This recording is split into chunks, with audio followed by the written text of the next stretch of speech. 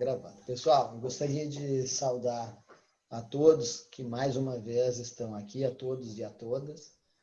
Nas nossas quartas-feiras do ano de 2020 sempre foram muito ricas para mim, porque possibilitaram que nós nos encontrássemos nesse espaço, trazendo tanta gente querida, tanta gente cientificamente engajada, não só da comunidade da PUC, do Rio Grande do Sul, mas também do Brasil inteiro, da América Latina.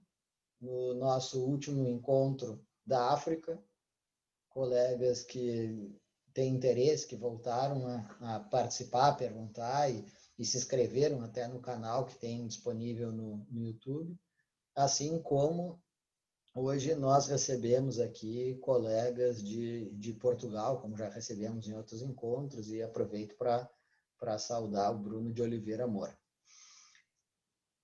Para mim é um motivo de dúplice, de alegria e honra acadêmica de chegar no final desse ano reunindo tanta gente cientificamente preocupada, dedicada e que faz da sua vida também uma vida dedicada à reflexão sobre temas práticos com profundidade. O Guilherme Seolim, que vai nos apresentar hoje uma parte da sua tese de doutorado, como eu dizia para vocês, fez mestrado e doutorado na PUC do Rio Grande do Sul, com 2 períodos de pesquisa no doutorado, pesquisa doutoral na Alemanha, com uma bolsa que foi concedida para possibilitar que ele tivesse meses de pesquisa na Alemanha, especificamente em Bonn, mas com passagens também por Freiburg, no Max Planck Institute, em Berlim também, com um diálogo com algumas pesquisas que se realizam em outros ambientes na Alemanha. Em Bonn, o Guilherme Seolim foi recebido por um professor, que eu acredito que é do conhecimento de todos, chamado Stuckenberg, que se dedicou já a esse tema. É um professor que tem preocupações não só com a dogmática do direito penal, mas também com a filosofia do direito penal, com a história. Tem preocupações que não vão só para aquele limite que muitas vezes a gente pensa que o penalista é só alguém que ensina como se interpreta a lei, mas é alguém que tenta entender um fenômeno, e muitas vezes, para entender esse fenômeno, precisa convocar outras ciências e outros saberes que são conexos ao direito penal. Essa experiência do Guilherme motivou com que ele tivesse que se aprofundar um pouco mais sobre a metodologia de estudo do direito comparado, o que fez com que motivasse, daí pela segunda vez também, a proposta de um dossiê, eu acredito que é o primeiro dossiê da Revista Brasileira de Ciências Criminais, sobre a metodologia de pesquisa no direito comparado. O direito privado no Brasil me parece que já tem uma tradição maior de estudo dessa metodologia, de como é que se compara sistemas, que não é a mesma coisa que comparar a legislação, que não é a mesma coisa que ver um julgado de fora do país, que não é a mesma coisa do que olhar algum artigo isolado e acreditar que aquilo é o direito de um determinado país, ou olhar só os manuais, que tem também uma outra atividade didática, pedagógica, e não só de produção científica. Mas isso engloba várias questões que a gente pode até pensar, se for do interesse de todos, de um novo encontro, que seria um encontro sobre metodologias de comparação do direito. Tem vários métodos, tem 2 deles, vamos dizer assim, pensados em Freiburg, e o Guilherme conheceu muito bem, que hoje exerce uma atividade de editor assistente dessa revista, que é a grande revista brasileira, a Revista Brasileira de Ciências Criminais, onde foi proposto esse dossiê de pesquisa. Guilherme, tu és um dos grandes entusiastas desse projeto aqui do Seminário Permanente, então tu estás falando na tua casa, para os teus colegas, e nós estamos muito curiosos para te ouvir o que tu tens a contribuir nessa análise da cegueira deliberada no Brasil. Então, eu gostaria de fazer só uma provocação inicial, como é o normal aqui que a gente faz, né, que sempre deixa uma pergunta, e olhem a atenção do Guilherme, porque ele está sabendo agora qual é a pergunta que eu vou fazer. E é muito simples, assim, te indicaste um capítulo da tua tese para o pessoal ler, e foi disposto, e eu gostaria, se fosse possível, de que tu apresentasse, ainda que fosse en passant, ainda que fosse superficial, uma parte do final da tua tese, que é uma das partes mais inovadoras que eu vejo no Brasil, que é, então, quando foi identificado várias aplicações da cegueira deliberada, e essas aplicações que têm contraste da cegueira deliberada na jurisprudência, se elas são necessárias, se elas são opcionais, ou se elas são inadequadas para a ordem jurídica brasileira. Então, responde essa questão como tu achares por bem, se quiser deixar para o final, tu já viste que a dinâmica aqui tem várias pessoas que apresentam, que fazem toda a sua apresentação e responde com uma conclusão. Sinta-te muito à vontade, porque essa também é a tua casa. Obrigado. Bom, muito obrigado, Marcelo. Vocês me ouvem bem, me veem bem?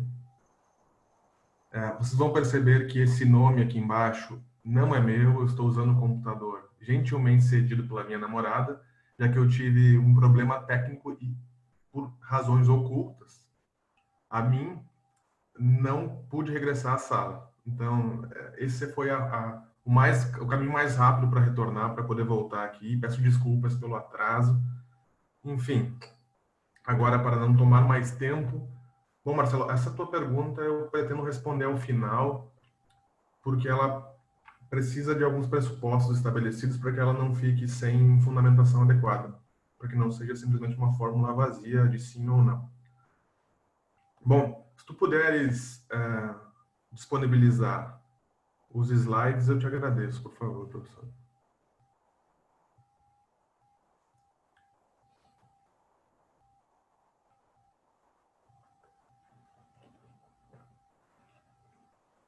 Se puder maximizar. Isso. Pode maximizar, Marcelo, por favor? Isso, ótimo.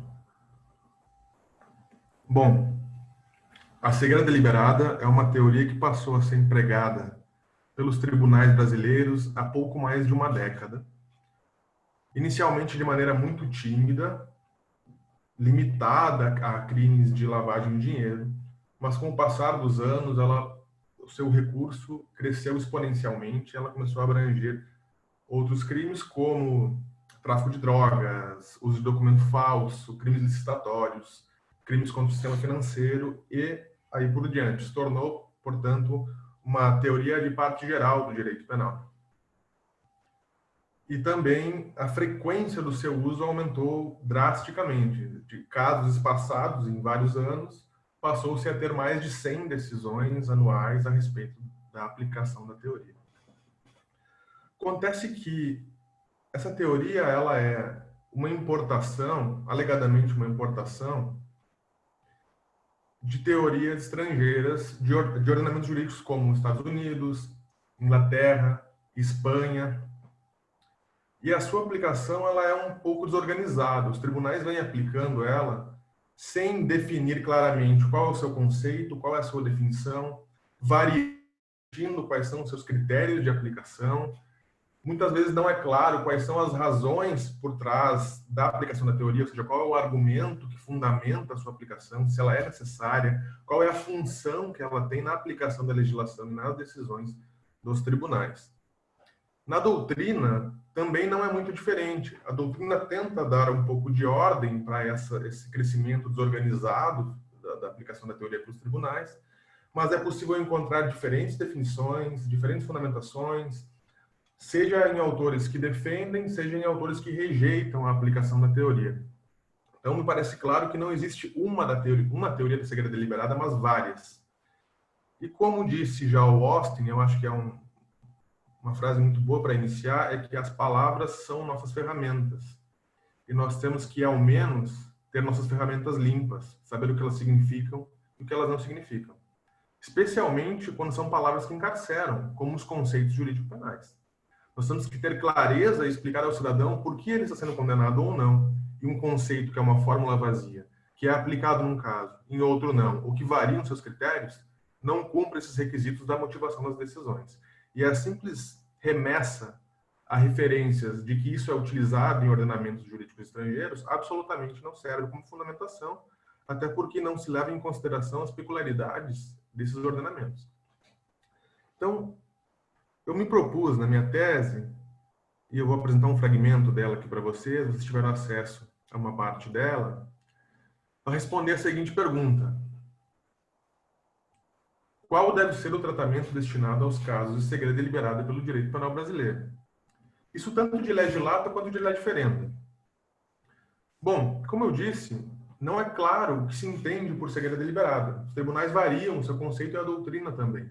Não é organizado. Logo, eu tenho que, antes de responder isso, fazer uma investigação conceitual. Na verdade, uma investigação sobre a definição do conceito. Tenho que responder inicialmente, então, o que se entende por segredo deliberada, ou mais especificamente, qual caso ou grupos de casos são subsumidos abaixo do termo. Afinal, o que estamos discutindo? O que se quer dizer quando se diz cegueira deliberada? Além disso, para questionar acerca da legitimidade, da necessidade e da correção da aplicação da teoria, nós temos que saber quais são os argumentos que a fundamentam. Então, nós temos que fazer uma investigação normativa. Nós temos que perguntar quais são as razões normativas apontadas como justificativas, quais são os argumentos que fundamentam o seu recurso, quais são as necessidades dogmáticas que ela tem sido utilizada e chamada a suprir. Certo? Bom, pode passar, por favor, Marcelo. O primeiro passo, então, para saber o que é segredo deliberada, qual é a sua definição, é ir à fonte. É aquele trabalho meticuloso e muitas vezes exaustivo de analisar as sentenças, os acórdãos, ou seja, as decisões dos tribunais em que aplicam a teoria. Metodologicamente, eu fiz um levantamento por pesquisa pelo termo junto aos mecanismos de busca dos tribunais. No STF foram 3 resultados, a STJ 3 também, TRF1 2, TRF2 8 resultados, nem todos eles casos penais, a teoria tem sido aplicada também em casos civis atualmente.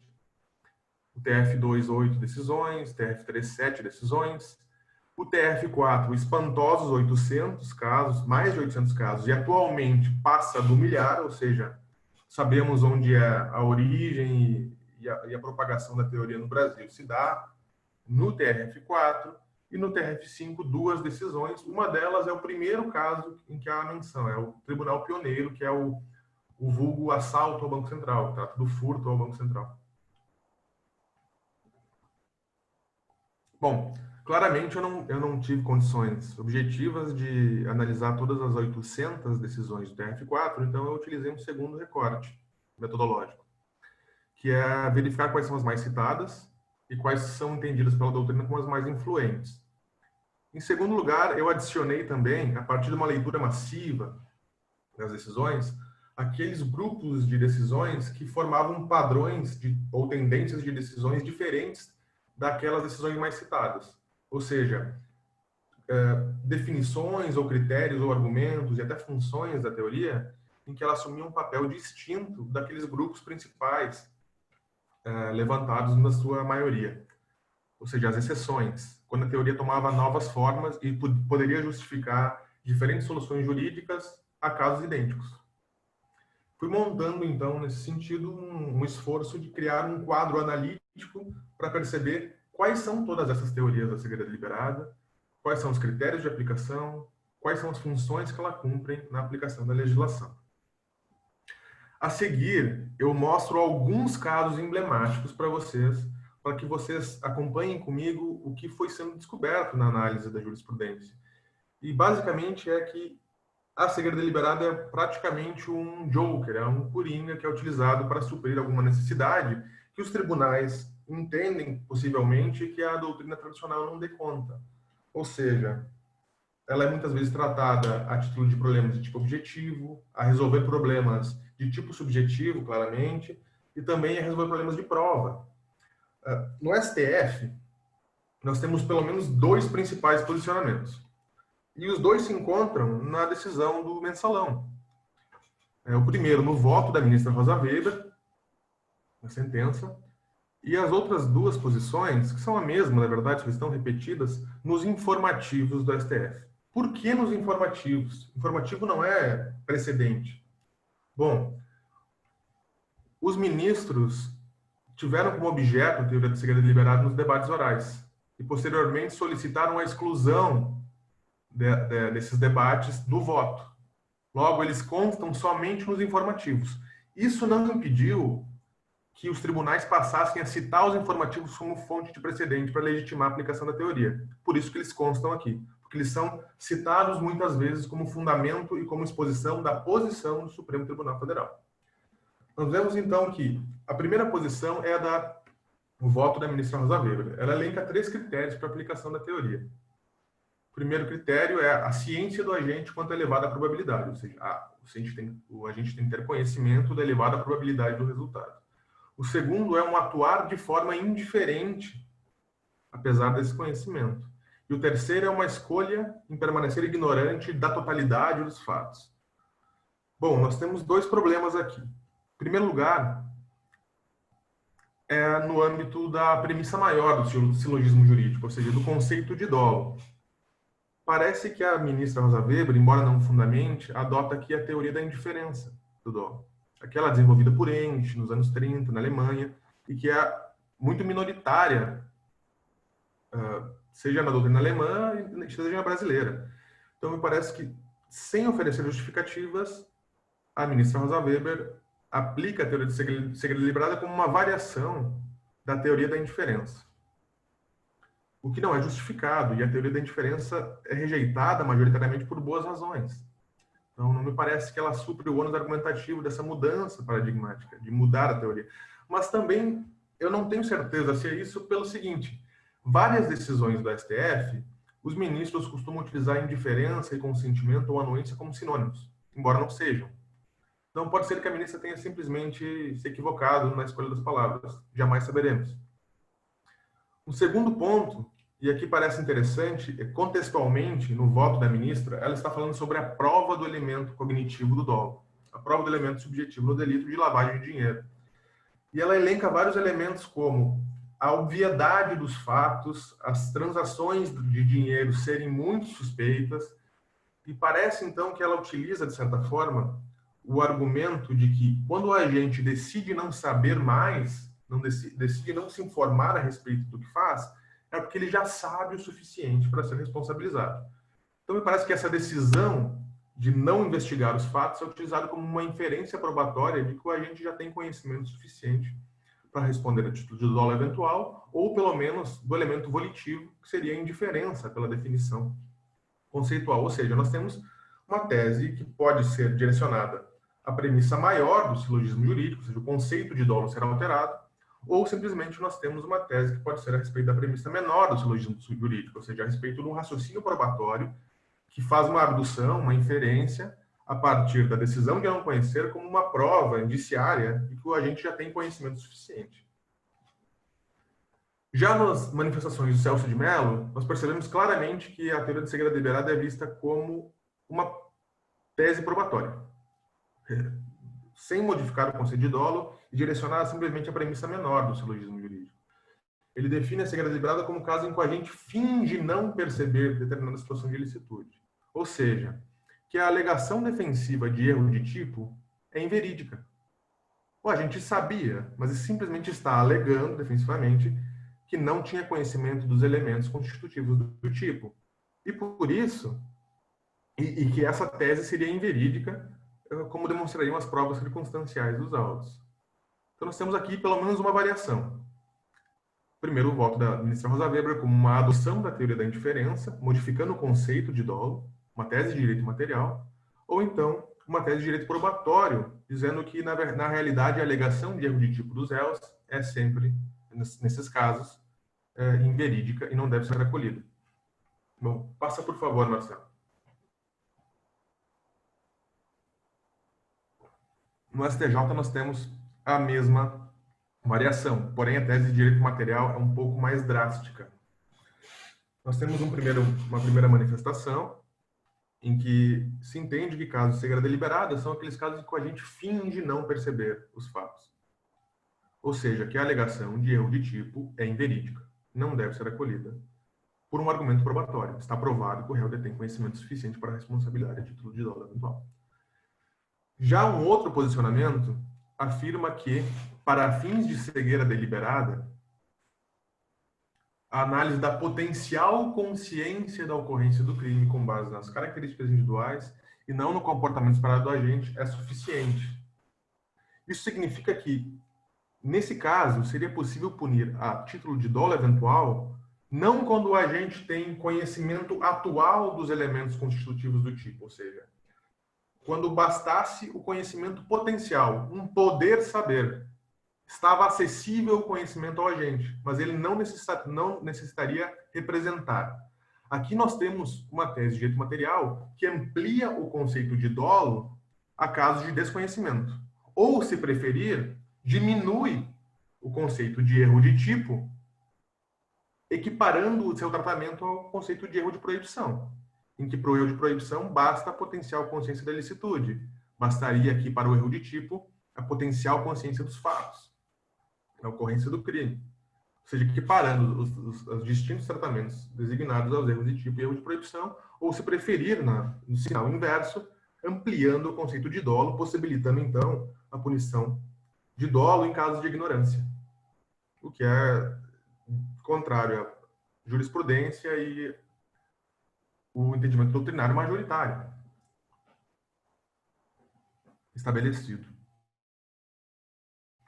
Bom, aqui há um elemento interessante, que talvez seja de interesse a vocês. Essa citação, a partir de para fins de cegueira deliberada, é uma citação que o ministro faz de uma obra do Calegari, o André Calegari. Consultei a obra original e percebi que o que está imediatamente anterior e imediatamente após essa citação é que a cegueira deliberada não deve ser entendida nesses moldes. Deve haver o conhecimento atual da elevada probabilidade do resultado. Ou seja, há aqui um recorte que leva à interpretação a erro de que a doutrina citada defenderia essa posição, quando o que ela faz, em realidade, é rejeitar. Claro, no caso concreto, o ministro não aplicou a teoria, mas assim a definiu. E assim gera precedente. Passa, por favor, Marcelo.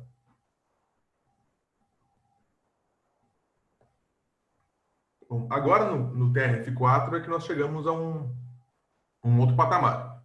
Nós temos várias teses distintas, com critérios distintos e funções distintas. A primeira delas é um entendimento isolado. Eu encontrei só um caso, mas é um caso grave e deve ser analisado com a devida atenção. Que é o entendimento de que desconhecimento decorrente de negligência grosseira, de desinteresse, descaso ou indiferença não justifica a exclusão do dolo. Pelo contrário, justifica a punição a título de dolo. Se nós analisarmos o trecho do voto do relator, vamos encontrar que ele afirma: tal comportamento demasiadamente negligente não significa ausência de dolo, mas injustificado desinteresse e descaso, pois evidencia que o acusado era indiferente de transportar brinquedos, eletrônicos ou cigarros, visto que não se preocuparam em saber o que estavam transportando. Ou seja, na ausência de representação, que decorre de indiferença, negligência grosseira, demasiadamente negligente, ou descaso, desinteresse, seria possível a punição a título de dolo. É uma tese nova, uma tese material nova, uma tese de direito material que fundamenta e se aproxima grosseiramente a algumas teorias bem elaboradas na doutrina alemã que defendem um resultado próximo, como Jacobs ou Pablo, embora com grandes diferenças, por isso que a aproximação é grosseira. Temos também o posicionamento probatório, em que se entende que a teoria se aplica nos casos em que a alegação de desconhecimento é inverídica. Temos também o acréscimo de novos critérios, como a motivação de furtar-se de eventual responsabilização, ou seja, o desconhecimento agora ele decorre de um intuito do agente de eximir-se de possível responsabilidade penal. Nos outros casos, isso não era exigido. Nesses casos, aqui tem, se vocês olharem o material, são citados vários acórdãos, vocês vão encontrar um padrão de julgamento que passa a exigir esse novo critério.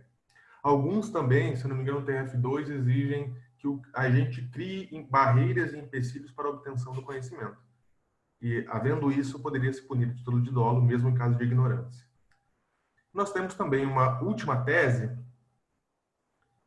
que entende basicamente que, pela minha interpretação, porque não é muito claro nos acordos, se isso é uma tese de direito material, se é um argumento político-criminal, qual é o fundamento disso, mas eu tento interpretar da uma forma mais coerente possível, como se fosse um argumento desenvolvido de forma racional. E me parece que muitas vezes corresponde a alguma necessidade que os julgadores sentem para a aplicação da lei, que certas profissões, como no caso julgado, motoristas de viagem nos países vizinhos, que tem como modo de vida o transporte dos passageiros, ou o proprietário do ônibus que o aluga para essa finalidade, tem deveres oriundos do gerenciamento de riscos dessa profissão, que, caso sejam descumpridos, deveres de informática, deveres de saber, deveres de vigilância e intervenção, caso sejam descumpridos, não podem servir como alegação de erro de tipo no futuro. Basicamente, seria uma tese de que, se o agente tem um dever de informar-se e não se informa violando esse dever, ele perderia o direito de alegar erro de tipo, esse desconhecimento provocado pela violação do dever em sua defesa. Parece que é claro esse entendimento e esse é um dos casos mais recorrentes no TRF4. Tem muitas decisões que aplicam esse padrão de julgamento, aplicam essa fundamentação. Me parece que, tentando racionalizar o fundamento, me parece que seriam violações de deveres decorrentes de certas atividades profissionais, né? Que no caso seria a verificação pelo motorista ou pelo proprietário do ônibus das bagagens e dos itens transportados dentro do ônibus. Passa, por favor, Marcelo. Bom, aqui eu tento fazer uma proposta de análise desses casos, que são, na verdade, baseados na ideia weberiana de tipos ideais. Esses critérios não podem ser encontrados com clareza nas decisões, eles são racionalizações e abstrações de teorias e interpretações possíveis a partir da leitura massiva das decisões, e que eu tento propor um quadro analítico de quais seriam os casos e os argumentos utilizados para definir a cegueira deliberada no Brasil e indico quais são as decisões representativas da matéria.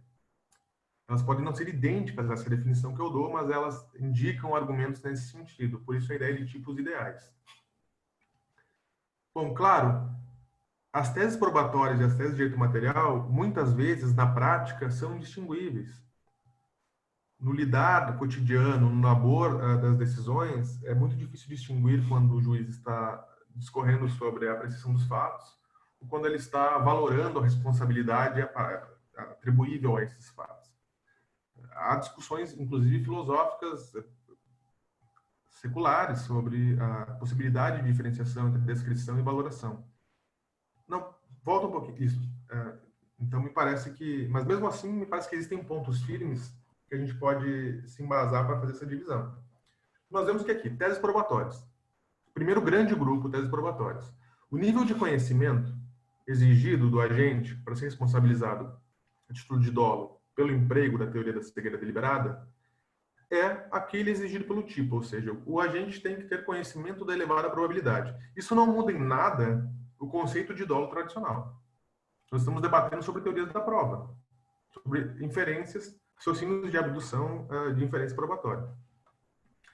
Alguns fatores são considerados aqui, como a obviedade dos fatos ou outras elaborações mais eloquentes, como a utilizada pelo TRF4, que é a situação despertaria suspeitas até ao mais desavisado dos homens. Ou seja, o fato seria óbvio ao homem prudente, ao homem racional, ao homem razoável.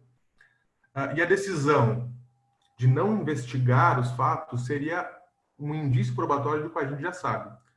Basicamente, o raciocínio é o seguinte: se o agente não quis mais saber, era porque ele já sabia que havia o cometimento de determinado crime.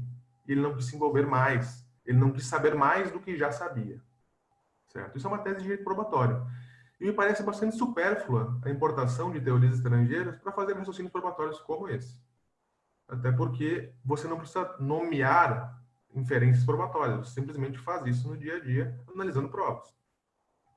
Bom, nas teses de direito material, que são aquelas que são na premissa maior do silogismo jurídico, ou seja, debatendo no mundo dos conceitos, conceito de dolo, se nós devemos ampliar o conceito de dolo de modo a abranger casos de desconhecimento ou não, ou de indiferença, ou de elemento volitivo como indiferença.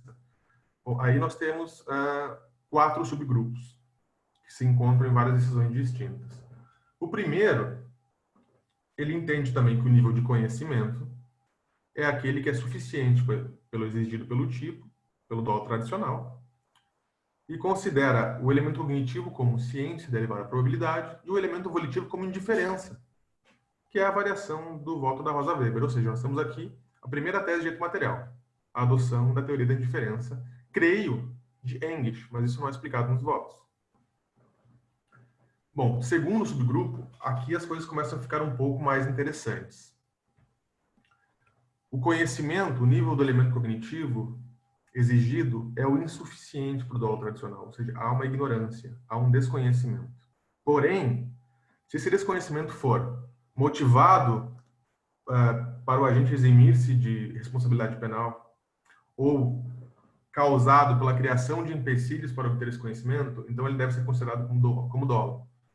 O fundamento dessa afirmação seria que esse caso é tão reprovável quanto o dolo e mereceria a mesma resposta penal.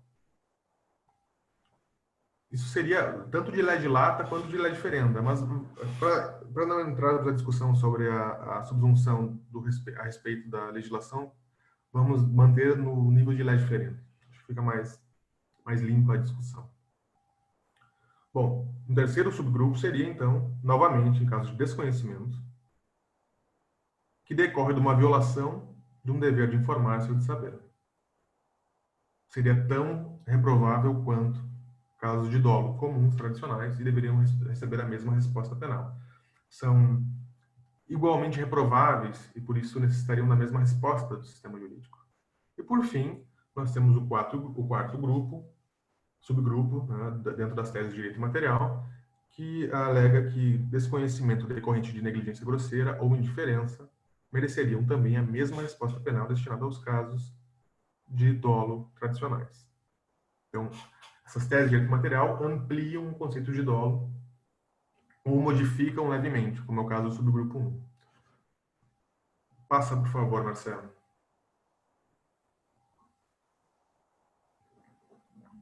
Bom, pessoal, esse levantamento nos dá as condições de possibilidade de debater sobre se os argumentos são adequados, se as descrições podem ser resolvidas de outra forma ou o que está envolvido na aplicação dessa teoria. Então, são 2 grandes grupos, né? No âmbito da premissa menor do silogismo, nós temos a questão de se essa inferência probatória é válida. E no âmbito da premissa maior do silogismo jurídico, no âmbito do debate do conceito de dolo ou do conceito de erro de tipo, nós podemos ter 2 perspectivas de abordagem. A primeira é uma perspectiva positiva, que é sobre a fundamentação da punição. A pergunta que se quer responder nesse âmbito, nessa perspectiva, é se nós devemos ampliar o conceito de dolo para punir casos de desconhecimento que decorram de uma motivação,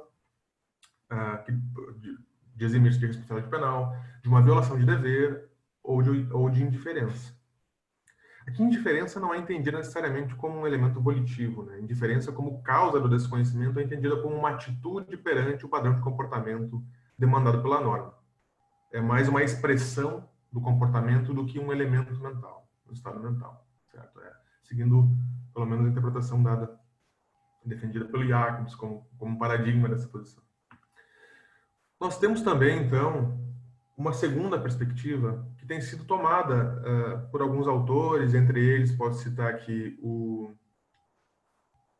Peralta, da Argentina, José Peralta, que é sobre a fundamentação da exculpação, que pergunta basicamente se os erros de tipo, os casos de ignorância, mesmo que forem altamente evitáveis, devem receber a benesse da exclusão do dolo e a punição somente a título de culpa, caso expressamente previsto em lei.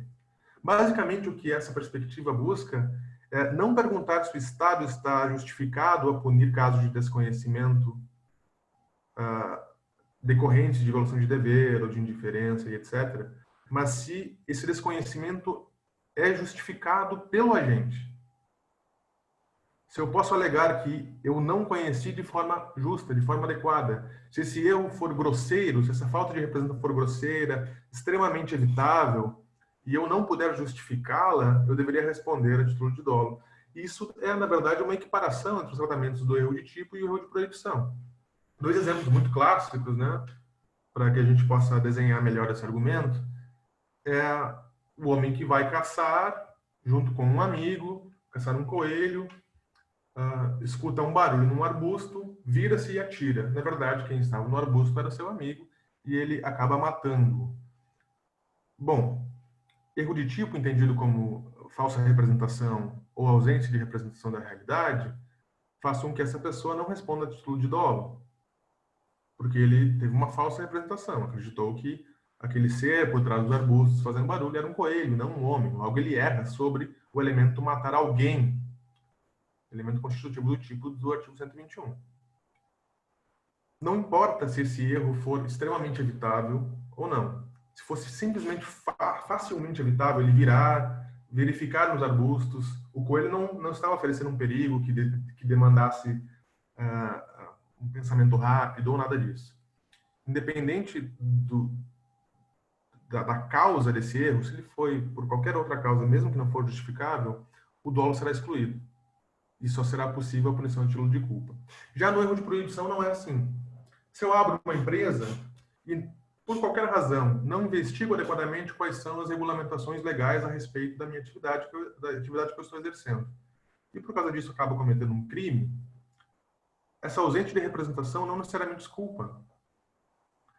Ela será verificada de acordo com o grau de justificação desse desconhecimento. Se o erro era evitável ou não. Se você percebe, os tratamentos do erro de tipo e erro de proibição são bastante drásticos. Por quê? No erro de tipo, você pode ter muitas condutas que são atípicas com afastamento do dolo.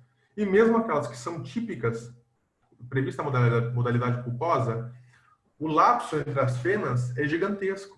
Você pega um homicídio, você pega de 6 a 20 ou de 12 a 30, e você pega um homicídio culposo, você vai verificar que o lapso das penas é absolutamente gigante. Enquanto que a redução de pena que há no erro de proibição é menor. Então, alguns autores tentam defender que casos de ausência de representação dos fatos ou dos elementos constitutivos do tipo, um erro de tipo, que não for minimamente justificável, deve sofrer um tratamento, deve receber um tratamento idêntico àquele destinado aos erros de proibição. Ou seja, se não for possível justificar essa ausência de representação de forma minimamente aceitável, pode, no máximo, haver uma diminuição da pena, mas não a exclusão do dolo, que possibilitaria a punição de dolo a título para casos de desconhecimento, a depender do grau de evitabilidade e grosseiria desse erro, certo? Bom, qual é a diferença entre essas duas perspectivas, a positiva e a negativa? Uma que pergunta sobre a fundamentação do dolo e a outra que pergunta sobre a justificação do erro. Basicamente, elas parecem ser um jogo de palavras, mas não são. Porque uma perspectiva positiva é o Estado que terá que dizer ao indivíduo por que ele o está punindo, mesmo em caso de ausência de representação. Enquanto que a argumentação de uma perspectiva negativa é o indivíduo que terá que responder ao Estado, justificar ao Estado que a sua ausência de representação é aceitável. Logo, nós teremos aqui um problema para mim. Me parece que a perspectiva positiva é a única recomendável. A perspectiva negativa coloca ao encargo do cidadão, pelo menos na análise teórica, a justificação da sua liberdade, quando nós sabemos que a liberdade é o status adquirido, o status quo, que deve ser retirada por fundamentação estatal. Mas isso eu ainda estou pensando, porque é muito recente essa perspectiva negativa. Eu tenho me parece que não é o caminho da argumentação. Me parece que tem efeitos práticos deletérios. Mas ainda estou aberto à conclusão final sobre essa argumentação. Espero ouvir de vocês algum insight a respeito, se já leram. Bom, pode passar, por favor, Marcelo.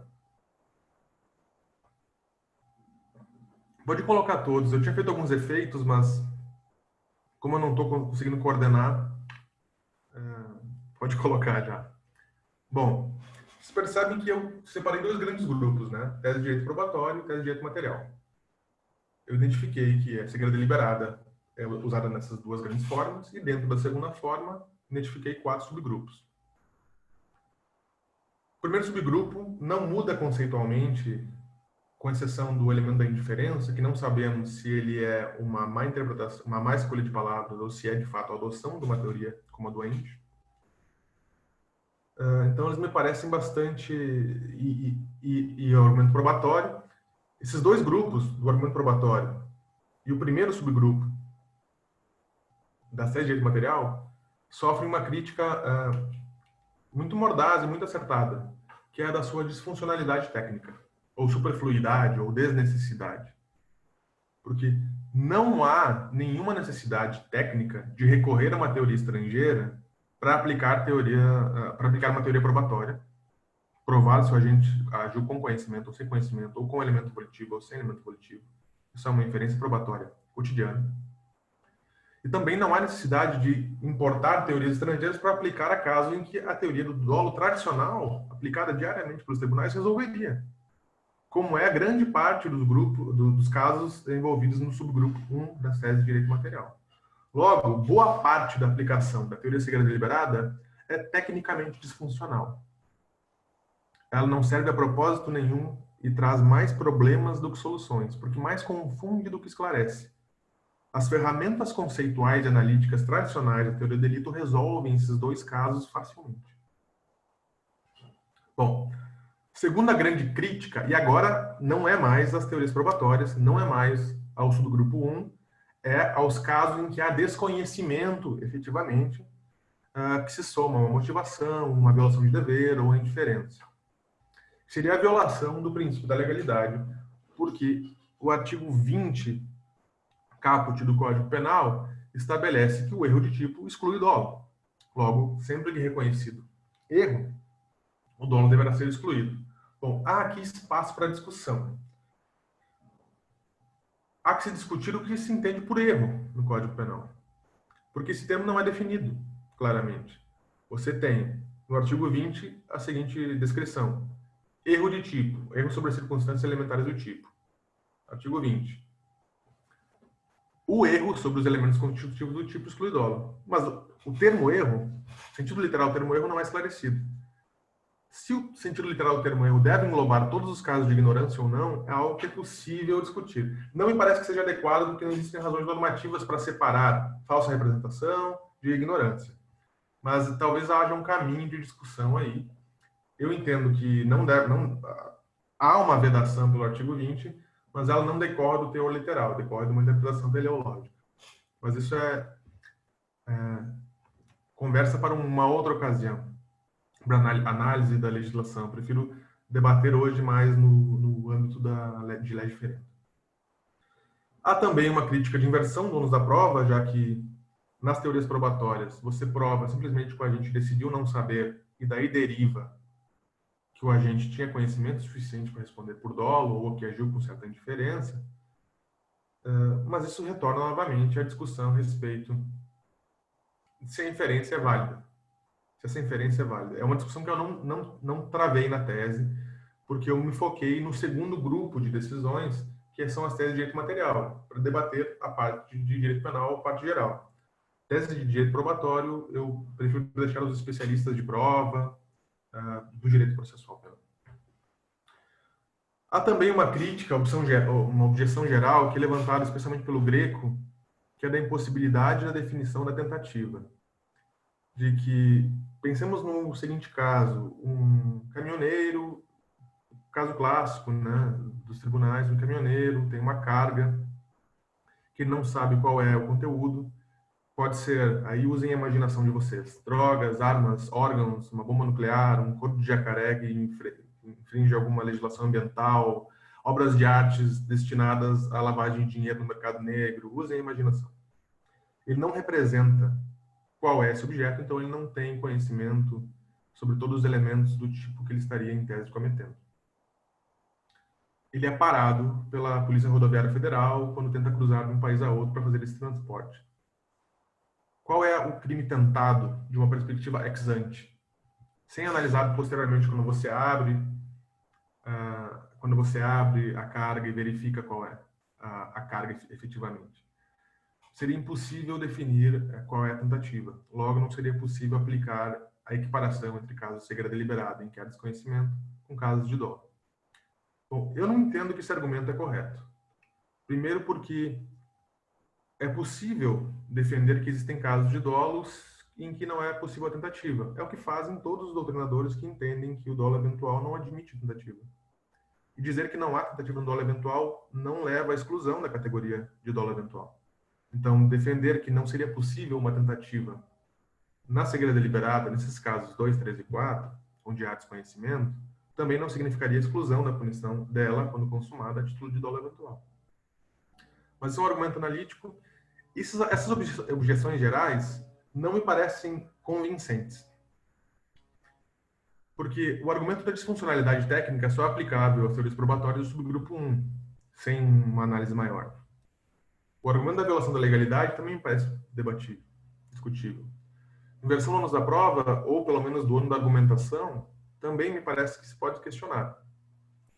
E a impossibilidade, a definição da tentativa, me parece que também não exclui a possibilidade. Existe ainda um quinto argumento, é porque esses slides que o Marcelo teve acesso, eles estão um pouco desatualizados, mas existe um quinto argumento que não consta aí, que é a da impossibilidade de adequação, de punição de casos de desconhecimento como dolo, por incompatibilidade com a tradição de civil law. Esse argumento também me parece não me parece suficiente, pela seguinte razão. Houve na tradição do civil law, por mais tempo do que existe o dolo eventual na nossa doutrina, a possibilidade de punição de casos de desconhecimento como se dolosos fossem. Se nós analisarmos o direito canônico, baseado na doutrina de São Tomás de Aquino, que retoma a teoria aristotélica, existia a ignorância crassa et supina, que destinava a pena ordinária, que era a pena destinada aos crimes dolosos, a casos de desconhecimento provocado ou desconhecimento grosseiro. Existia também a doutrina do error affectatus. Existia variações também da doutrina do dolos indirectos, como o Karpzov, em que possibilitava a punição de casos de desconhecimento como se dolosos fossem. O dolos indirectos, inclusive, foi utilizado como sinônimo por muito tempo de dolos eventuais, ou seja, a simples afirmação de que a punição de casos de desconhecimento como se fossem dolosos não é aceitável, não é compatível com a tradição do civil law, me parece fraca, porque a tradição do civil law, por mais tempo do que existe a doutrina dos dolos eventuais, que se inicia no século XIX, permitia essa punição. E é um setor extremamente influente na nossa tradição, que é o próprio direito canônico e os glosadores e os pós-glosadores. E eles fazem isso com base no retorno ao próprio Aristóteles, que na diferenciação entre agir com ignorância e por ignorância. O agir com ignorância seriam os casos em que exculpariam o agente. E o agir por ignorância não excusaria o agente, desde que essa ignorância fosse decorrente de responsabilidade do próprio agente ou uma manifestação de vícios do agente. Claro, na ética das virtudes de Aristóteles, se poderia responsabilizar o agente pela sua criação de virtudes ou de vícios. Então, quando o desconhecimento decorresse de um vício do agente, ou seja, pode ser de uma indiferença, de um descaso, poderia-se, então, puni-lo nos casos de ignorância, não seria excusado nos casos de ignorância. Os casos de ignorância por ação por ignorância. Basicamente, o critério utilizado por Aristóteles e também utilizado pelo Tomás de Aquino e que chega na doutrina até hoje, subjacente no Jacobs, é que deveria se perguntar se o agir por desconhecimento não poderia ainda ser remetido ao agente como manifestação de sua vontade, mesmo que indireta. Um dos critérios mais utilizados para isso é uma pergunta hipotética de: o agente teria feito isso mesmo se soubesse? O agente cometeu isso por desconhecimento. Mas se, ainda que soubesse, ele tivesse cometido esse crime, causado esse resultado, então essa ação ainda poderia ser direcionada a um vício seu, um vício de caráter, de personalidade. Então ele não poderia ser excusado nesse sentido. Bom, isso foi vigente por muitos anos, até que Feuerbach, muito influente, determinou, em decorrência da sua teoria da pena, prevenção geral negativa, que só se poderia punir por dolo quando houvesse efetivamente o conhecimento por parte da gente. E a partir daí a tradição seguiu pela influência forte de Feuerbach. Bom, essa é a primeira objeção ao argumento de que não haveria compatibilidade dessa teoria no civil law. Porque, teoricamente, historicamente, é uma prova de que houve compatibilidade. A outra é que, é mais singela, por não ser compatível com a tradição não significa que esteja equivocado. O estado atual do direito nos diz pouco ou quase nada sobre como o direito deve ser daqui a 10, 15 ou 20 anos. O direito está sempre em mudança. Se nós quisermos manter todas as coisas como estão, nós teríamos coisas terríveis no nosso direito, como há pouco tempo teríamos no Código Penal o débito conjugal, por exemplo, que permitia os maridos a forçarem relações sexuais com as suas esposas. Ou seja, o simples argumento de que é incompatível com o estado atual não significa um argumento de rejeição da teoria por sua corretude ou incorretude. Bom, essas são as objeções gerais, que eu entendo que não afastam a aplicação da teoria da cegueira deliberada. Porém, existem outras objeções específicas aos argumentos levantados especificamente na aplicação da teoria, que agora sim eu entendo que devem afastar a aplicação da teoria. Ou seja, eu não estou defendendo, eu estou simplesmente escolhendo quais são as melhores objeções e as objeções adequadas a ela. Passa, por favor, Marcelo.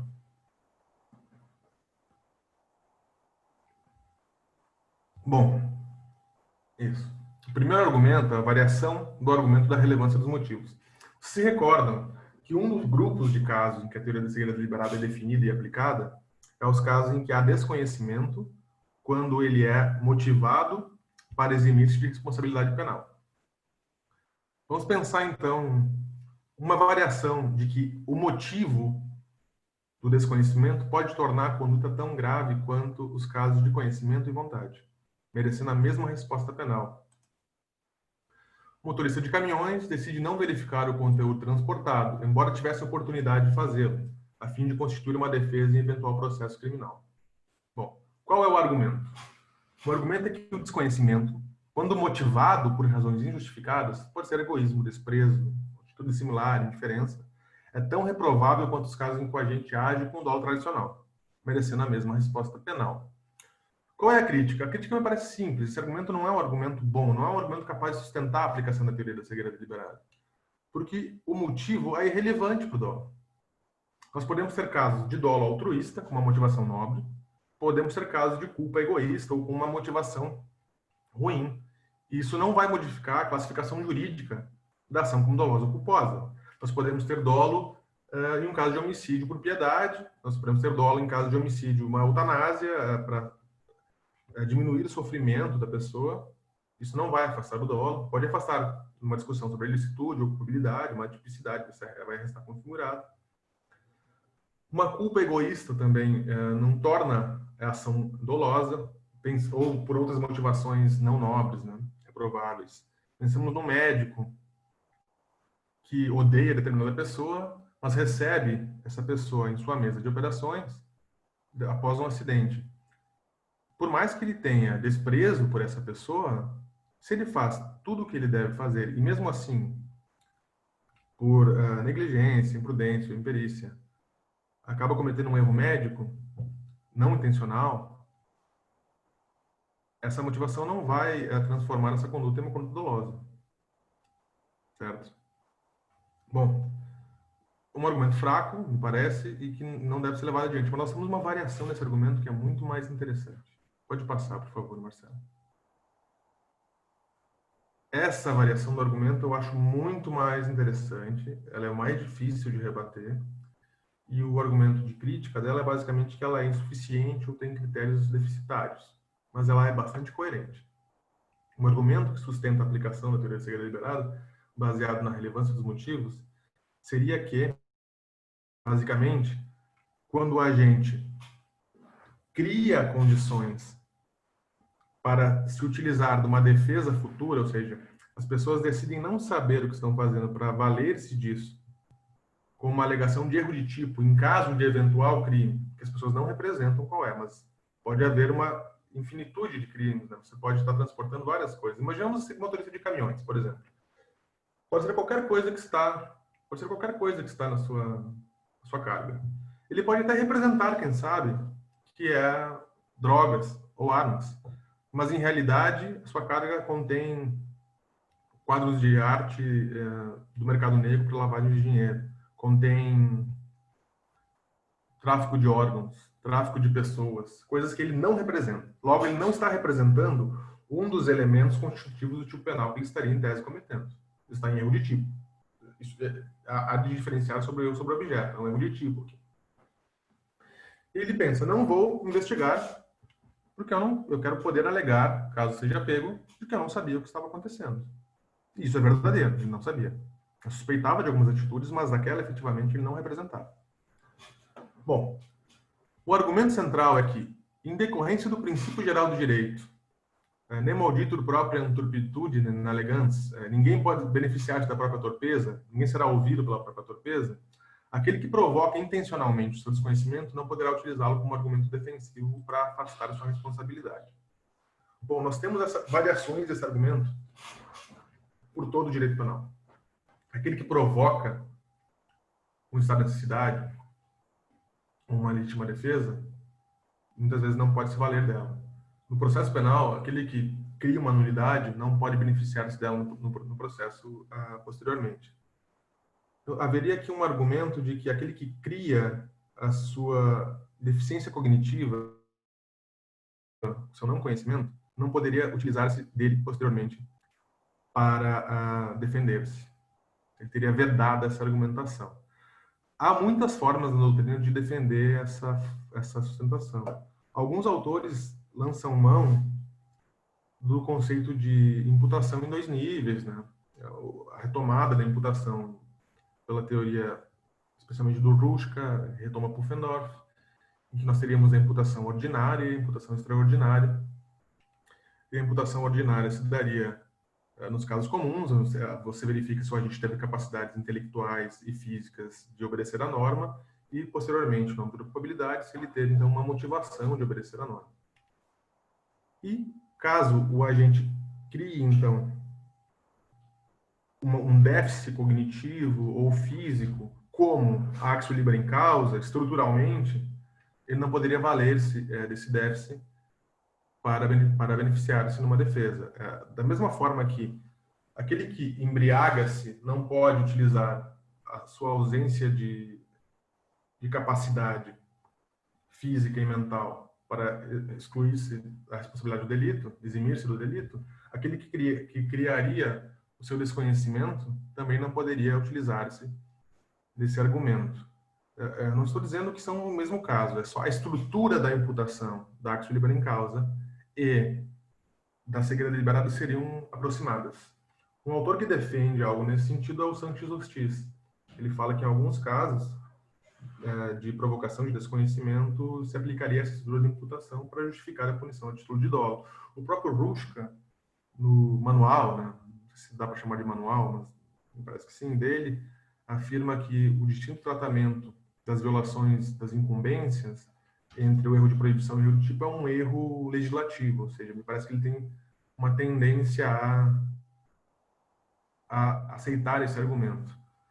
Ou também temos uma teoria mais expressivista e comunicacional do Neumann, que veria também a penalização no campo prévio, né, como uma possibilidade de perder a legitimidade do argumento defensivo posteriormente. Não que esses autores defendam isso ao final, mas eles têm ferramentas analíticas que possibilitariam essa conclusão. O Sanchez Ortiz defende claramente. O Pavlik também lança mão da ideia de obligação, de incumbência de informar-se como um dever secundário, uma norma secundária. Bom, qual é o problema desse argumento como posto? É que isso geraria uma responsabilidade penal gigantesca. o momento em que o agente cria a sua incapacidade cognitiva, ele seria responsável por absolutamente tudo que decorre dali, de forma dolosa. Seria um macro dolo alternativo gigante e que se aproximaria ou se confundiria já com o retorno do adversário irrealista, que foi excluído do direito penal por boas razões. E, além disso, que possa haver responsabilização por aquele que cria os seus déficits cognitivos, físicos ou mentais, não significa que essa responsabilização deva ser a dolosa. Ali falta, me parece que falta um passo, um argumento. Mas aqui há algo que pode ser desenvolvido. É muito interessante essa argumentação. Mas, como ela se apresenta, ela é insustentável. Ela criaria uma responsabilização de um macro dolo alternativo gigantesco. Pode passar, Marcelo, por favor.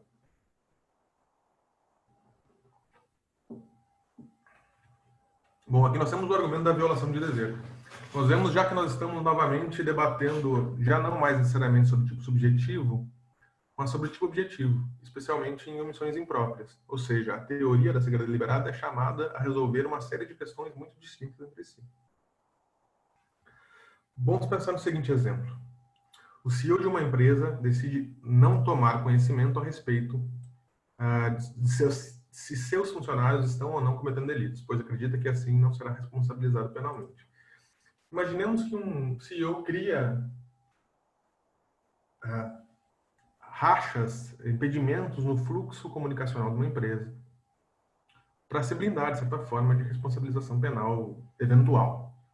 Obviamente, ele não representa todos os crimes que podem ocorrer no momento em que ele cria essas barreiras do fluxo comunicacional empresarial, porque a empresa age amplamente, pode cometer delitos desde o crime ambiental até crimes tributários ou financeiros. Claro, pelos seus agentes também. Né? Não vou entrar na discussão a respeito da responsabilização da pessoa jurídica no Brasil. Bom, me parece que essa argumentação ela parte do seguinte pressuposto. No momento que você tem uma empresa, está em posição de diretoria, você é um garante originário de todos os perigos gerados por essa atividade. Certo? No âmbito dessa atividade, as empresas criam riscos e criam perigos. E os diretores são, desde que tenham capacidade de comando, garantes originários. Obviamente que em todas as estruturas empresariais há delegação de tarefas, seja horizontal, seja vertical. Aqui eu vou focar nas verticais. A delegação de tarefas, quando um CEO passa uma gerência a alguém ou ao cuidado de certo setor da atividade da empresa, essa pessoa se torna garante. Porém, o CEO não deixa de ser garante, ele é garante originário. A ele restam deveres residuais. Vários são os deveres residuais, treinamento, vigilância, intervenção. Mas para essa construção são interessantes pelo menos 2 deveres residuais do dever de garante originário, que é o dever de vigilância e o dever de intervenção. Nesse caso, o que ele está fazendo é o seguinte: ele descumpre o seu dever de vigilância, ou seja, ele cria barreiras para que ele não possa saber o que os funcionários da empresa estão fazendo. E, por meio desse expediente, ele se impede de tomar conhecimento dos fatos que ativariam o seu dever de intervenção. Assim, ele nunca poderia ser responsabilizado por omissão imprópria, já que ele não teve o dever de intervir, porque esse dever de intervir não foi ativado pelo conhecimento dos fatos. E isso decorreu da sua violação do dever de vigilância. Está claro? Ele deixa de vigiar para que assim não tenha que intervir, porque nunca será acionado o seu dever de intervir por ele não tomou conhecimento dos fatos e não teve oportunidade de impedi-los. Bom, a crítica a esse argumento e a essa formulação é simples. Da violação formal do dever de vigilância, não se decorre que a violação do dever de intervenção foi dolosa. São deveres distintos. Por mais que a violação do dever de vigilância pode ter sido intencional, nós temos que perguntar novamente se o agente, ao fazer isso, representava qual o crime que seria cometido já nesse momento. No momento posterior, em que ele não toma conhecimento e nunca tenha representado isso, não é possível a aplicação ou atribuição dolosa. Não me parece possível derivar da violação de um dever a violação do outro, porque são deveres distintos, de conteúdos distintos que se ativam de forma distinta. E um deles representa a fundamentação da punição por omissão própria e o outro não. Certo? De qualquer forma, se nós aceitássemos essa construção, nós teríamos um outro problema muito grave, que é todos os crimes possivelmente cometidos pela empresa seriam atribuídos a esse CEO, ou seja, seria novamente uma forma de macro dolo alternativo em que todas as contas ilícitas seriam sua responsabilidade. Não me parece também que esses critérios são minimamente aceitáveis, são muito deletérios. Passa, por favor, Marcelo. Vamos ao último argumento possível derivado do subgrupo de casos 4. Bom, vamos lá. Esse é um exemplo muito famoso do Jacobs, é o argumento da indiferença, que diz que desconhecimento decorrente de indiferença, ou que expressa indiferença, que demonstra que o padrão de comportamento dado de cada direito dos cidadãos não é vinculante, não é vinculativo a esse cidadão, deveria receber a mesma resposta penal que os casos dolosos. O exemplo é bem tradicional, talvez vocês já tenham ouvido falar, que é um terrorista que se encontra na direção de um veículo em fuga da polícia vê-se de súbito diante de um bloqueio de rua formado por viaturas policiais. Esse que decide furá-lo. Há um policial abaixado atrás das viaturas, que não pode ser visto pelo terrorista. O terrorista, indiferente, nem chega a pensar que algum policial possa estar no local sofrendo qualquer lesão. Porque a vida de um policial não é algo que sequer mereça um pensamento seu. O terrorista, então, fura o bloqueio. O policial escondido atrás é atingido pelo choque, sofre lesões ou falece.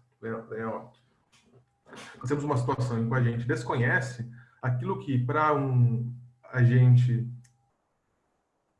fiel ao direito, a um agente que se importa com a vida das outras pessoas, seria representado.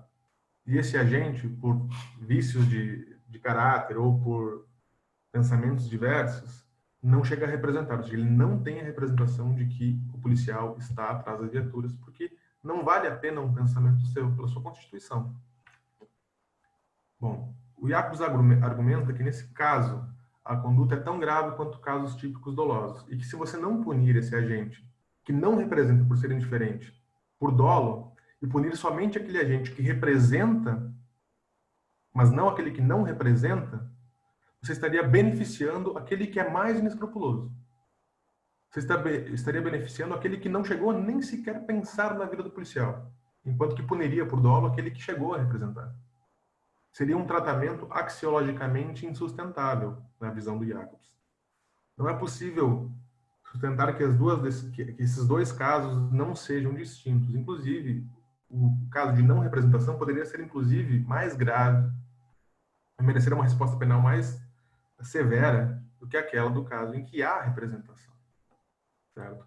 Essa é a argumentação, então, que o Jacobs faz. Agora, a pergunta é, como saber que o desconhecimento decorre de indiferença, e não qualquer outra razão?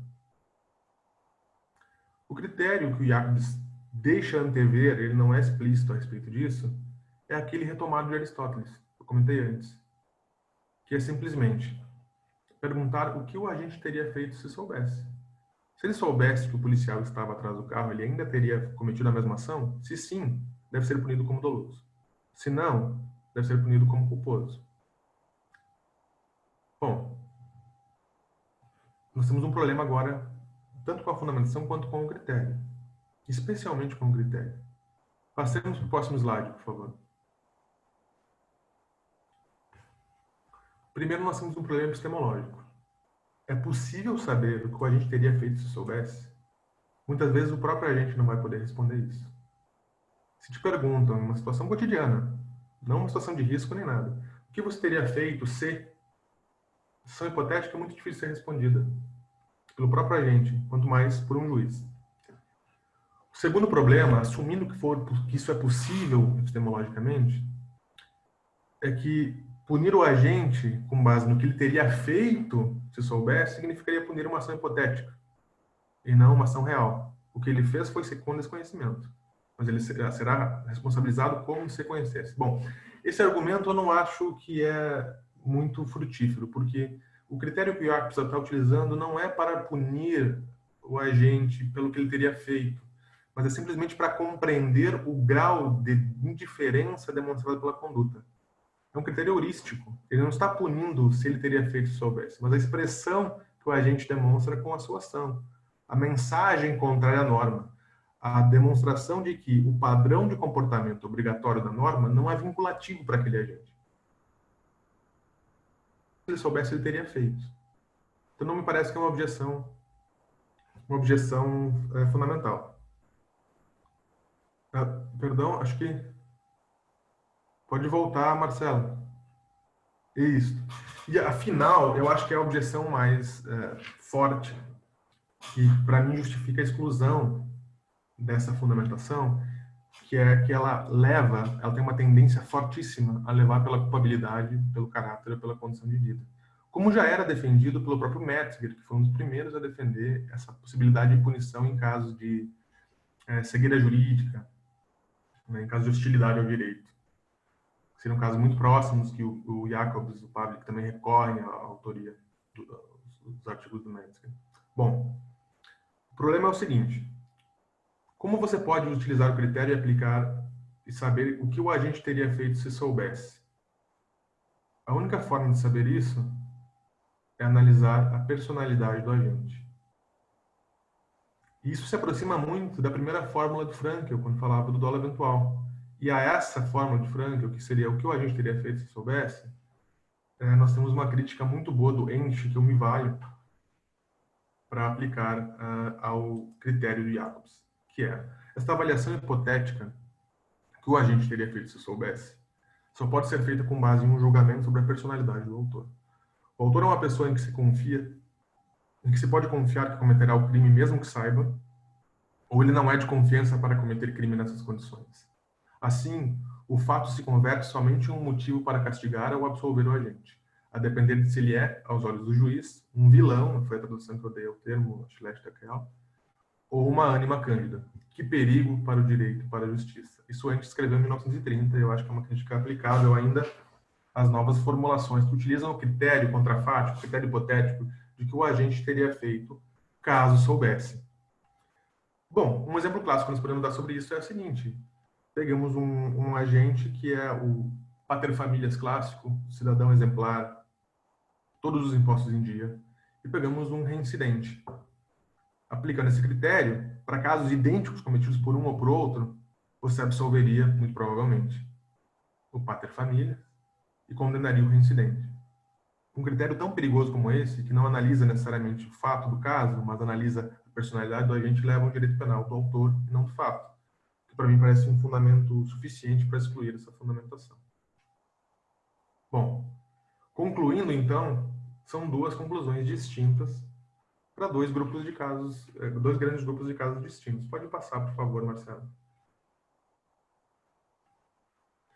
A conclusão geral é que a cegueira deliberada deve ser rejeitada no direito penal brasileiro. Primeiro, porque a maioria dos casos já é passível de ser resolvida pela teoria tradicional do dolo eventual, de modo que a importação é desnecessária e causa mais problemas do que soluções, causa insegurança jurídica. Isso se aplica ao grupo de teses probatórias e ao subgrupo 1 das teses de direito penal material. Já os demais casos, subgrupos 2, 3 e 4, em que defendem a ideia de que a ignorância pode ser tão reprovável quanto casos tradicionais de dolo e por isso merecem a mesma resposta penal, que muitos tribunais têm aplicado no Brasil, embora não fundamentem claramente nesse sentido, mas essa é a argumentação normativa que subjaz a aplicação da teoria, elas devem ser rejeitadas porque todas elas falham gravemente nos seus critérios de aplicação e existem insuficiências graves na sua fundamentação. Logo, elas não vencem o ônus argumentativo de modificar o entendimento tradicional. Inclusive, levam a punição grave sem a fundamentação adequada. Bom, essa é a minha apresentação, esse é um resumo de parte da argumentação da tese. Espero que tenha sido claro, espero que tenha sido esclarecedor de alguma forma e que tenha, principalmente, suscitado questões, porque, obviamente, muitas das questões ainda estão abertas e estarão por muito tempo. Basta que a gente reflita e tente encontrar as melhores soluções possíveis, né? É o que eu tentei fazer, um esforço analítico de encontrar quais são os casos, os argumentos e analisá-los um a um. Agradeço pela atenção, espero que tenha sido claro o suficiente e quais são as razões e qual é a conclusão que eu chego. e espero que tenha contribuído de alguma forma para essa noite de vocês, agradável. Muito obrigado pela atenção. Obrigado, Guilherme. Eu acho que para quem não conhecia o Guilherme Ceolin, conseguiu perceber hoje muito claramente o traço analítico, o traço categorial e o traço sistematizador do pesquisador, no sentido de ter uma capacidade de perceber em decisões que não denominam de uma forma o que está por trás da fundamentação, o que está por trás da intenção de quem julga os processos. Isso é algo elogiável em termos científicos e que fica aqui a nossa gratidão ao Guilherme por toda essa clareza que ele nos trouxe abordando o tema de uma forma tão completa. Eu acredito que nós já temos um avançar do tempo alto, intenso, largo, mas fica sempre a oportunidade de fazer perguntas e colocações a tudo que foi trazido pelo Guilherme aqui. Então, quem quiser usar o chat para colocar alguma questão, fiquem, por favor, muito livres para colocar as questões.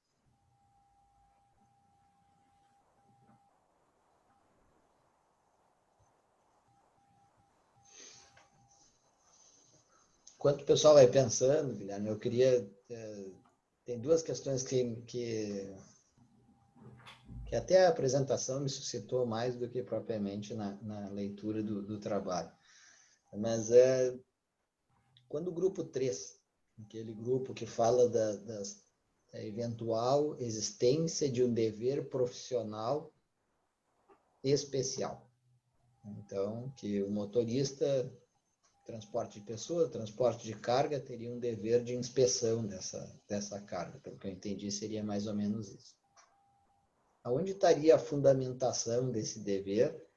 E se não há fundamentação desse dever, não há origem desse dever, não há... São três questões diferentes, né? Fundamentação do dever, fonte do dever e origem do dever. Mas teria uma fonte para esse dever? Ou o fato de não haver uma fonte para esse dever é justamente o que tu fazes, tu atribui e sistematiza o grupo 3 como um déficit de legalidade. Eu já vou aproveitar e emendar com uma outra questão aqui, enquanto não fazem alguma consideração, mas quanto à negligência grosseira. Aproveitando que o Bruno Moura está aqui, e já está estudando em Portugal, né, com um horizonte português, tu consideras, Guilherme, que seria rico para nós introduzirmos uma categoria intermédia entre a culpa consciente e o dolo eventual, como a negligência grosseira? Se seria importante isso, seria uma previsão de parte geral ou parte especial em alguns crimes? E aí com uma dosimetria mais direcionada da pena com outro marco penal, de pena mínima e pena máxima. Por favor. Bom, percebi que o Wagner Marteleto está aqui também. O Wagner, com certeza, é um dos maiores especialistas nessa discussão. Acabou de lançar um livro fenomenal. Obrigado pela presença, Wagner. Um abraço. Enriquece muito, coloca uma pressão aqui no apresentador para falar com uma plateia tão qualificada. Luísa Martins também escreveu sobre o tema. Pioneiros, né? 2014 já escreveu. Né? Bom, vamos lá.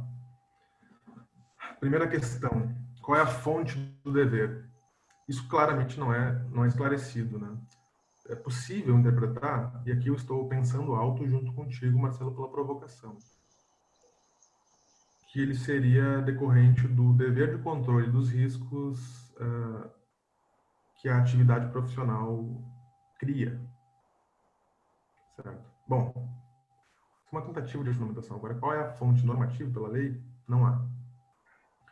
Uma outra forma de fundamentação seria entender isso não como um dever direto, mas um dever secundário. O que é um dever secundário? É de colocar-se em situação de cumprir a norma penal. Ou seja, quando eu exerço atividades, eu tenho que fazer com que as normas penais sejam cumpridas. Matar alguém, por exemplo, é uma norma penal que diz, não mate. Então, quando eu estiver num stand de tiro, treinando, eu tenho que tomar todos os cuidados adequados para que eu não mate ninguém. Não há nenhuma norma e dever específico que me diga como eu devo fazer o manuseio da arma. Mas a concretização dessa norma geral e abstrata gera deveres específicos. É o que alguns chamam de deveres secundários, outros chamam de incumbências. Não há consenso na doutrina. Outros chamam simplesmente de deveres de cuidado, que é o que caracteriza todos os crimes culposos. Então, seriam esses tipos de deveres que fundamentariam esses deveres que não são previstos expressamente em lei, mas que decorrem da observância do cidadão às normas penais. Ou então, uma ideia de ingerência ou de omissão imprópria em que você é responsável pelos riscos oriundos da sua atividade empresarial ou profissional. Agora, esse argumento para mim é falho pelo sentido de que a violação de um dever formal não implica na violação de outro, né? Seria violação de intervenção, no caso de uma omissão imprópria, como eu tentei argumentar. Mas, pensando aqui contigo, me parece que essa seria a resposta. Qual é a origem desse dever? Seria essa. Que A gera um segunda problema pergunta, grande, né? perdão. Que é É um problema enorme, um problema enorme. Eu não sei, profissões não assim, regulamentadas, a pessoa deve evitar todos os riscos inerentes que possam ser gerados ou exato, conexos à profissão. exato. E se nós olharmos o caso concreto, parece até completamente implausível de que os motoristas de ônibus ou mesmo os proprietários desses ônibus tenham que verificar as bagagens dos passageiros. Ou seja, qual é esse dever? Não há um conflito aí entre os proprietários, simplesmente podem se negar, dizer, não, a minha bagagem é minha, não quero que você analise, não quero que você verifique. Bom, enfim, não há concreção. O que a gente tenta aqui é racionalizar o que foi feito nas decisões e muitas vezes a gente chega em beco sem saída. Né? A decisão é falha em fundamentação. Bom, agora vamos para a segunda pergunta, que ela é muito interessante. Eu quero escrever sobre isso, Marcelo. Eu não tenho uma resposta ainda, mas eu quero chegar lá. Estou com muita vontade de escrever sobre esse tema. Se o direito penal brasileiro teria um avanço, civil law em geral, um avanço, criando uma categoria intermediária entre dolo e culpa, seja na parte geral, ou então uma categoria intermediária, muitas vezes em alguns crimes da parte especial, específicos, né? Crimes muito graves em que a representação não se justifica, a ausência de representação seria pouco justificada. Um exemplo clássico que a gente pode debater são casos que aconteceram na Inglaterra e, em parte, acredito que na Alemanha, e que é tratado pela Hörnle, num artigo que ela escreveu, acho que nos anos 90, que é os erros de tipo absurdo. São casos em que os jurados na Inglaterra entenderam que, num caso de estupro, que o agente ativo não representou a ausência de consentimento. Não representou que a vítima não tinha consentimento. A Hörnle traz isso para o civil law e debate. Bom, isso no civil law seria a exclusão do dolo por ausência de representação e a punição somente a título de culpa, que não é prevista em lei, ou seja, fato atípico. E, inclusive, não permitiria a ação de legítima defesa, argumenta Hörnle, da vítima, porque não haveria um ato ilícito de se defender, certo? Ela entende que essa conclusão, essa solução jurídica é completamente inadequada porque não responde à vítima, não responde ao respeito mínimo que se deve dar numa vitimologia, vítima dogmática. Ela propõe, então, a criação, no delito de estupro, de uma modificação legal no tipo penal da parte especial, de que a ausência de representação injustificada, por isso que ela chama de erro de tipo absurdo, injustificada do consentimento, não poderia excluir a responsabilidade dolosa. Específico na parte especial. Ela não modifica isso na parte geral. Porém, ano passado, em 2019, ela lança um novo artigo a respeito disso e ela quer modificar e criar uma estrutura tripartida na parte geral agora. E esse artigo vai ser traduzido, está sendo traduzido e vai estar na coletânea, no dossiê que eu estou organizando. Então, aguardem, logo estará em português, vocês vão ter acesso a essa proposta de tripartição entre dolo direto. O dolo eventual seria uma categoria que abrangeria um pouco mais, mas seria uma categoria intermediária, seria modificada. E então a negligência, que dentro de 3 âmbitos, né? Bom, essa proposta não é nova, né? O Weigand já propunha, acho que o Hall já propunha isso lá em 1900 e alguma coisa, no início, 1930, já tinha essas proposições. No direito penal alemão já foi debatido. Na Itália teve projeto de lei nesse sentido. Teve um debate intenso na Itália a respeito da tripartição das categorias de responsabilidade subjetiva. E me parece que as principais críticas são que geraria mais confusão. E, em vez de nós debatermos fronteira, nós teríamos 2 zonas de fronteiras para esclarecer e que isso teria problemas da parte especial, que não teria como adequar. O Roxin é bastante crítico a essa proposta, mas eu ainda não tenho um posicionamento. Me parece que pode ser possível, mas me parece que talvez em delitos da parte especial seja uma modificação mais prudente, para não modificar todo o sistema do delito. Me parece que não podemos começar do todo, podemos iniciar em pontos especiais e mais necessitados. Mas é uma proposta de lei diferenda, né? Tem que ser muito debatido e tem que ganhar o espaço para quem interessa as propostas de lei diferenda, que são os legisladores. Convencê-los e chegar a um projeto adequado à votação é uma tarefa extremamente árdua. Bom. Obrigado, Guilherme. Eu só queria fazer um breve esclarecimento, é que negligência grosseira ou imprudência grosseira ainda é culpa. Né? Sim, Então, seria sim. uma categoria intermédia entre a culpa consciente e o dolo eventual, e não uma categoria intermédia entre culpa e dolo. Estaria estruturado ainda na teoria dos crimes culposos, ou crimes negligentes ou imprudentes, né? Se pegar a Península Ibérica, a expressão que eles usam lá. A nossa não ajuda muito porque é culposo e parece com culpável, né? Mas, assim, continuaria dentro da categoria negligência e imprudência, não seria um outro conceito. Mas é muito interessante, Marcelo, que a grama do vizinho é sempre mais verde, né? O que a Hurley propõe é a incorporação do conceito de recklessness do Model Penal Code americano para o direito penal como uma categoria intermediária. Ao mesmo tempo, um artigo recentíssimo do Anthony Duff quer buscar a ideia de dolo eventual para o sistema de common law, ou seja, cada um vê as suas falhas e tenta buscar comparativamente em outros sistemas a solução. Então, a grama do vizinho é sempre mais verde, né? A gente consegue ver soluções lá muitas vezes que parecem mais atrativas, mas eles estão querendo importar o nosso problema para lá e nós queremos importar o problema deles para cá. Essa é uma discussão assim um pouco difícil de resolver, mas me parece que o Chiesa tem razão no seguinte aspecto.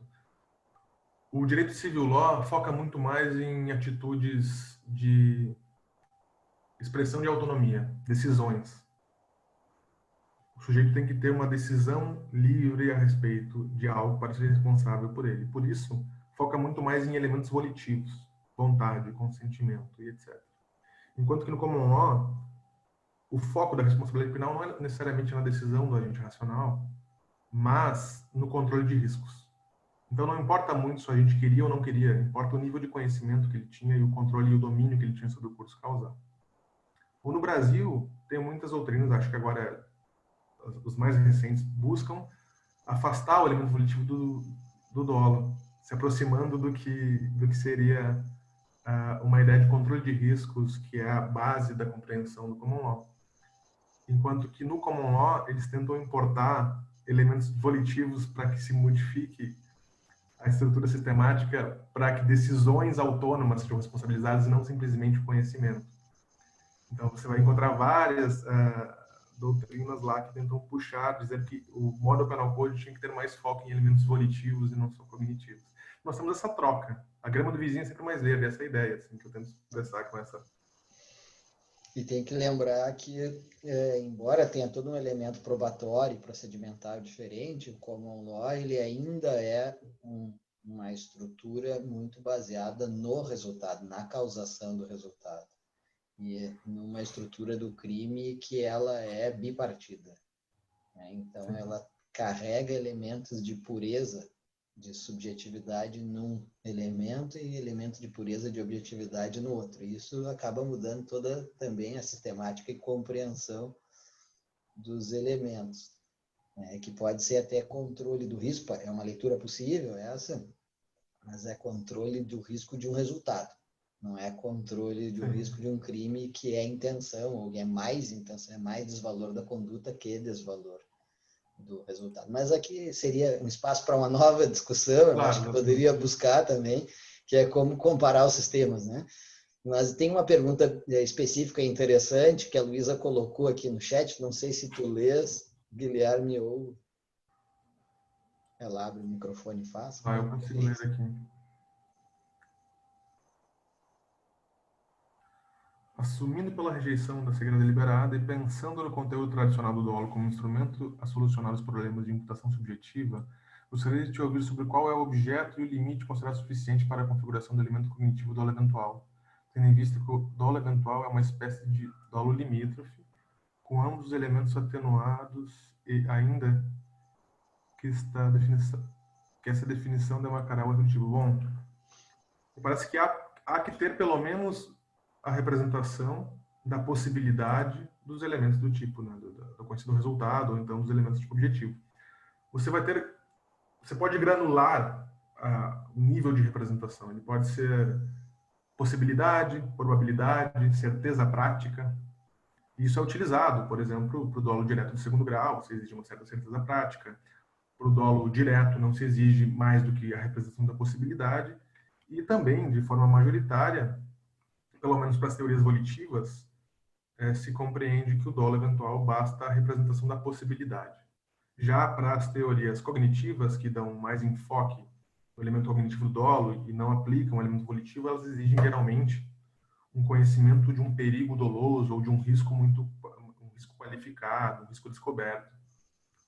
Então, nesse sentido, teria que ter uma representação mais forte. Então, o que eu te respondo depende de qual teoria você está querendo adotar. Se é uma teoria volitiva, você pode ter uma representação só da possibilidade. Se é uma teoria cognitiva, existe normalmente a representação de um perigo doloso, né? O desenrolar de um curso causal, que será um método normalmente idôneo para a causação daquele resultado, que a norma manda evitar. Parece que seria esta a resposta, depende de que teoria você está adotando. Desses dois grandes grupos, as respostas seriam diversas. Mas essa Você pode... possibilidade, Guilherme, não tem um mínimo de probabilidade exigível? Possibilidade é 0 ou 1, né? É Pois possível ou é é, impossível. E probabilidade é graduável. exato. Eu acho que me parece que tem que ser algo minimamente factível no mundo, né? Não simplesmente uma mera representação da possibilidade como 0 ou 1. Ou seja, é possível que eu encontre uma maleta de $1 milhão quando sair da porta da minha casa. É possível. Essa representação não é suficiente para o dolo. Tem que ser não só uma mera elucubração mental, mas tem que ter algum elemento factível de concretização da realidade. Sim, então seria, tecnicamente, utilizando adequadamente a terminologia, uma probabilidade minimamente plausível. Né? Obrigado, Guilherme. Mais alguma questão? Wagner, Bruno, Esther. Marcelo, só cumprimentar vocês, posso? Por favor, Wagner. Cumprimentar o Marcelo pela organização do seminário, né, que tem sido, todas as vezes que eu acompanhei, tem sido excelentes os encontros, perspectivas muito bem desenvolvidas e rigorosas, né? Cumprimentar especialmente o Guilherme, né? Eu entrei mais no final, porque eu estava no trabalho, mas consegui acompanhar pelo menos uns 20, 30 minutos. Uma exposição rigorosíssima, muito analítica, e eu acho que deu um panorama muito fiel da discussão atual, com uma perspectiva que, ao final, o Guilherme conclui, né, de rejeição da categoria da cegueira deliberada, e com o que eu também concordo, né, claro que temos divergências em alguns pontos, né, em termos da possibilidade de vinculação do dolo ao desconhecimento de indiferença, né, e também comum de todas as preocupações que o Guilherme tem, no sentido não das premissas de que partem essas teorias, e sim com a concretização dessas teorias. Né? Então, parto integralmente dessas preocupações. Só queria só uma questão da Tatiana Horn, duas questões, né? Aquele artigo que ela trata da proposta de criar uma categoria intermediária especificamente para os crimes sexuais, né? Se não me engano, ela prevê se não me falha a memória, uma possibilidade de redução de pena, né? Ou uma obrigatoriedade de redução de pena, né? Para a punição a título de dolo, mas de forma primeiramente concentrada nos crimes sexuais, né? Somente para essas hipóteses, né? E o artigo que o Guilherme está se referindo da Tatiana, em que ela propõe a superação, o abandono da dicotomia entre o dolo e a culpa consciente, né? Está sendo traduzido pelo Renato Kramer, né? E, inclusive, eu comecei a participar também da tradução e vai sair na coleção depois, né? Do IBC Crime, é isso? Exato. É um artigo muito interessante da Tatiana Horn e acho que vai valer a pena. Depois vai enriquecer o debate. Parabéns para vocês. Foi um prazer participar. Obrigado, Wagner. Obrigado pela iniciativa de vocês de traduzir. Obrigado. Queres comentar, Guilherme?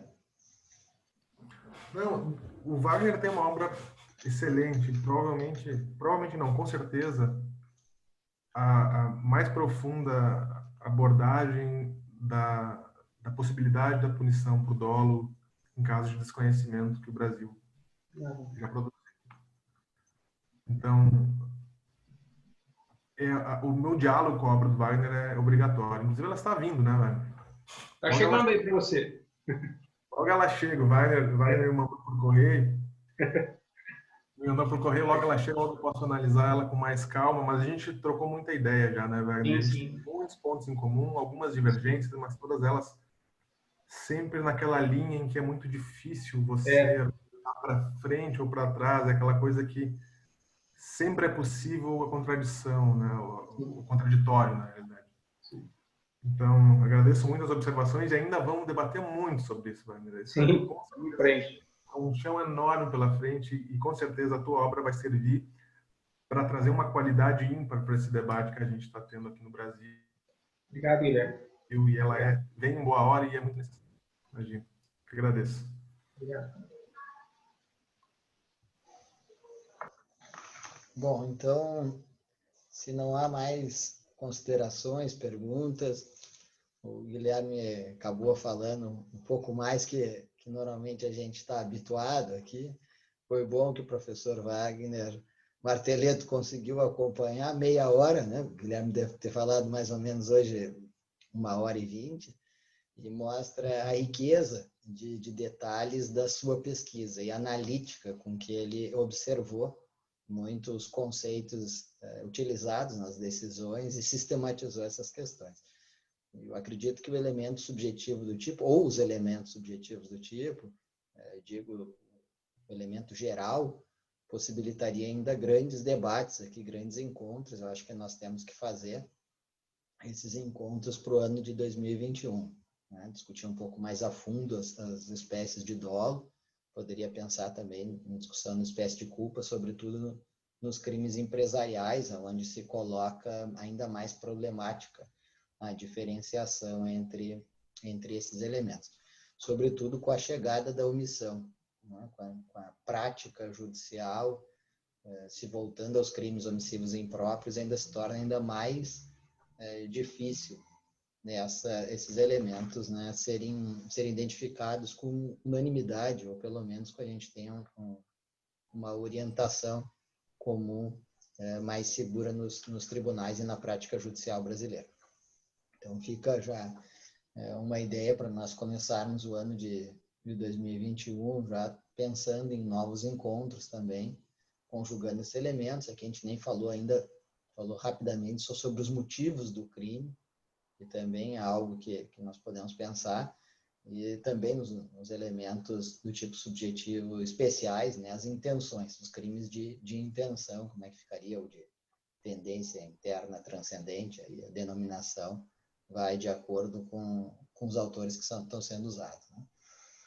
Então, pessoal, eu gostaria de agradecer vivamente, profundamente a quem esteve aqui com a gente nesse encontro, agradecer a motivação que vocês dão para que esses encontros continuem se repetindo nas quartas-feiras, nós temos uma programação a ser montada para 2021 e gostaria de contar com a presença de todos e com proposições de temas também para serem trazidos aqui nas nossas discussões.